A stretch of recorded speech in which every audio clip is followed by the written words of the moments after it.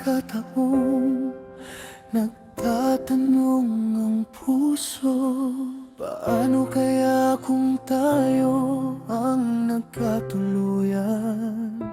Hindi dahil hindi natin tanggap ang katotohanan, kundi dahil may mga pangarap na minsang naging napakalapit, ngunit hindi kailanman naging atin. Nakikita masaya sa piling iyan, ngunit may kirot na hindi maipaliwanag. Pinipilit kong umiti sa bawat pagkakataon, kahit may bahagi ng puso kong nalulungkot. Hindi ko hinangad na agawin ka, hindi ko rin sinubukang baguhin ang kapalaran, ngunit minsan napapatanong ako kung paano kaya kung ako ang iyong pinili, at habang pinagmamasdan kang lumalayo, may mga salitang hindi ko masabi, mga pangarap na hanggang isip lamang, at damdaming hanggang puso lang mananatili.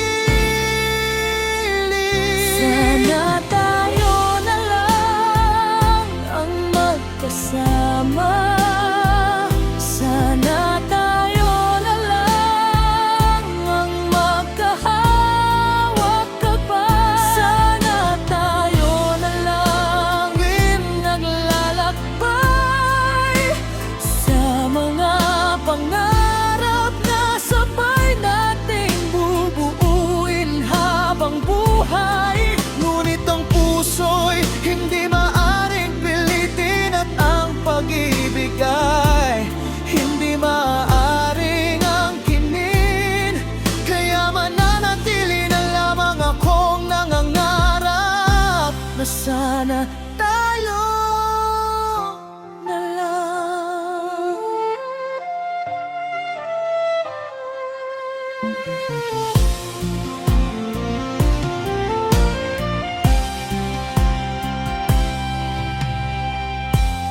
May mga gabing hindi ako makatulog,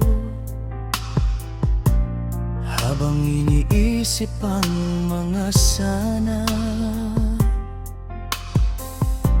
mga pagkakataong lumipas na lamang, at mga salitang hindi ko nasabi noon.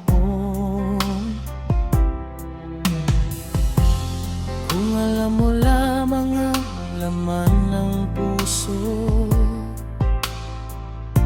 kung narinig mo lamang ang bawat dasal, marahil ibang naging kwento, ngunit ang kahapon ay hindi na mababalikan. Hindi kita sinisisi kung bakit hindi naging tayo, hindi rin ako galit sa mga nangyari noon. May mga bagay lang talaga na kahit gustuhin, hindi iinibigay ng tadhana sa atin.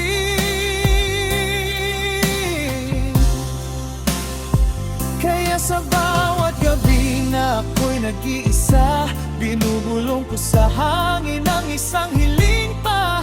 Kung hindi man ngayon, kung hindi man dito, sana sa ibang panahon ay tayo naman ang magtagpo.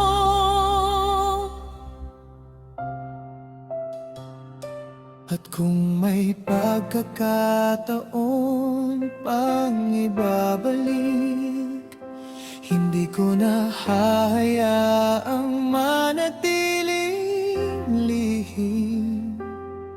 Sabihin ko ang laman ng puso ko bago pa man maging huli ang lahat. Ngunit ngayon, ang natitira na lamang ay alaala.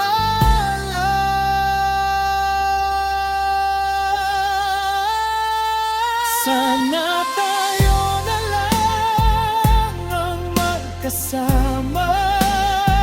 Sana tayo na lang ang magkahawag-kaway. Sana tayo na lang ang naglalakbay sa mga pangarap na sabay nating ibuuin habang buhay. Sana tayo na lang ang tinadhana.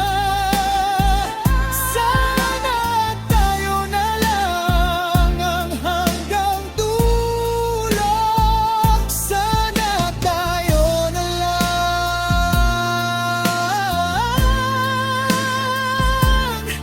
Ngunit hindi ganon ang isinulat ng panahon.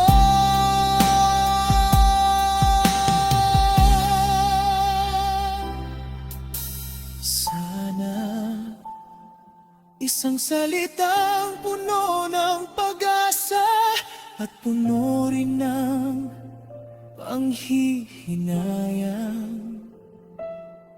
Ngunit sa kabila ng lahat, nagpapasalamat pa rin ako dahil minsan sa buhay ko naging inspirasyon ka.